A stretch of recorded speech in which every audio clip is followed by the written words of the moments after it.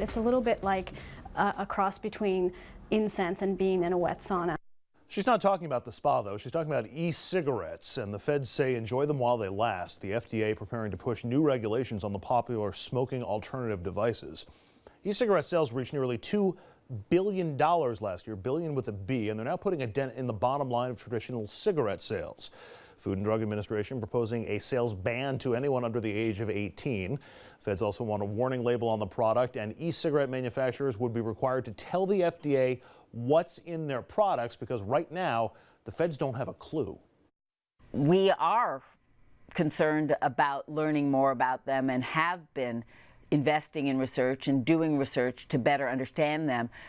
But until we can actually require the companies to give us information about what's in them and how they work, we can't get everything that we need to know. This is one of those issues. The city council in New York banned e-cigarettes in public places, the same place everywhere that you banned cigarette smoking last year.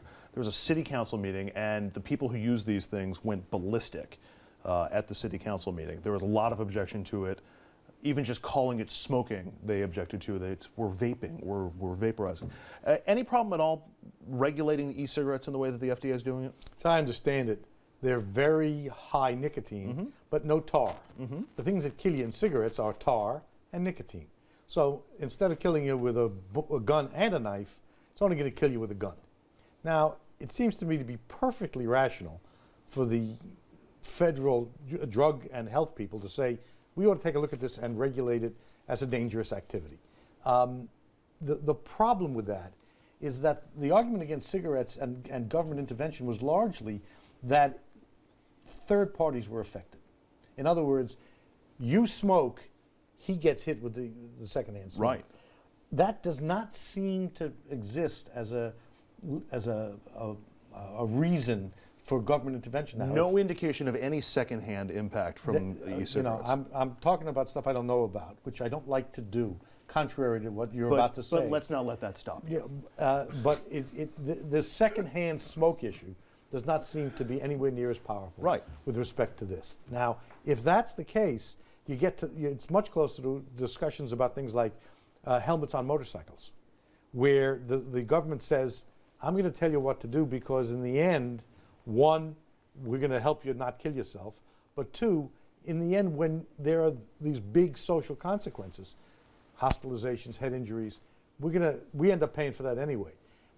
It's complicated, just like the marijuana non-prosecution is complicated. But for the FDA to step forward and say, tell us what's in it, we're going to label it, and if you're over 18, you can make that decision on your own. That's probably the best place to be. The only thing I disagree with you, it's not complicated. This is real simple. If you're under the age of 18, if you're smoking one of these, quote, e-cigarettes, that's what they're called, how long do you think it's going to be before you pick up a real cigarette? That seems like the easiest of the regulations. Okay, so that's number one. And then that's a lifelong addiction or whatever term you want to use on smoking cigarettes. Number two, what's wrong with a federal agency wanting to know what's in the product as it's dealing with $2 billion in sales? Thank you for bringing that up, because this leads to my only problem with the e-cigarette regulation. How many times are you watching TV or and you see a diet pill ad, or you see some pill for some product that does something? These claims have not been supported by any evidence from the food. We deregulated supplements back in the 90s under Bill Clinton. So, you know, you can put together a bottle of pills that says it can do anything under the sun and sell it, and there's nobody checking those claims. Those 5-hour energy things. You can't make claims that you can't substantiate. But again, and that gets settled in court with lawsuits, and it gets settled by the FDA. And after people are impacted by it. Shouldn't products be tested or at least approved by the government like before? Salt, which can be extremely dangerous to your health. There's got to be reasonable lines. It is similar to the marijuana non-prosecution thing. There are laws that have laudable intent that, if you're not careful, extend the reach of government in areas you just don't want it.